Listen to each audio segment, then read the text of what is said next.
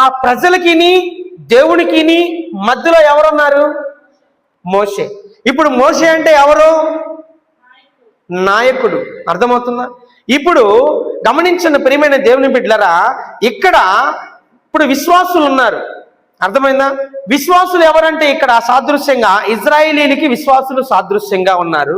అర్థమైందా? దేవుడికి మధ్యలో మధ్యవర్తిగా ఎవరున్నారు? సేవకుడు ఉన్నాడు, సేవకురాలు ఉంది, నాయకుడు నాయకురాలు ఉన్నారు.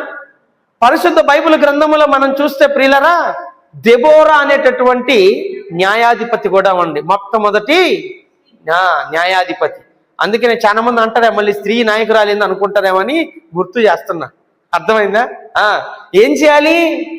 నాయకుడి దగ్గరికి రావాలి, సేవకుడి దగ్గరికి రావాలి. సేవకుడి దగ్గరికి వచ్చి సేవకుడి మీద సనగడం కాదు, వాళ్ళు సనిగారేమో కానీ మీరేం చేయాలా? అయ్యా, మాకున్నటువంటి పరిస్థితి ఇది, ఇలాంటి గడ్డు పరిస్థితుల్లో చేదైన అనుభవాల్లో గుండా మేము వెళ్తున్నాం, ఈ అనుభవాల్లో నుంచి మాకు సహాయము కావాలి, దేవుడి దగ్గర నువ్వేం చేయాలి? ప్రార్థన చేయి. ఎందుకంటే పాస్టర్ గారి పని ఏంటి? ప్రార్థన చేయటం, దేవుని మాటని విశ్వాసులకి తెలియపరచటం. అవునా? కాబట్టి పాస్టర్ గారి యొక్క పని ఏంటంటే, నేను మొన్న చెప్పాను మీకు, విశ్వాసులుగా మీరేం చేయాలా? 2 గంటలు ప్రార్థన చేయాలా.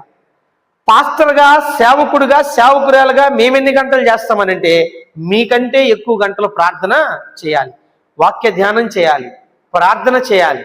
మీ గురించి ఏ విధంగా ఇక్కడ పరిచర్యలు జరుగుతూ ఉంటే మీరు క్షేమముగా ఉంటారని వాటి గురించి ఆలోచించాలి.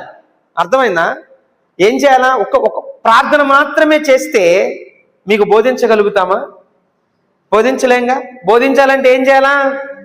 వాక్య ధ్యానము చేయాలా. అర్థమైందా? ఇప్పుడు వాక్య ధ్యానం చేస్తే మీరు క్షేమంగా ఉంటారా? కాదు.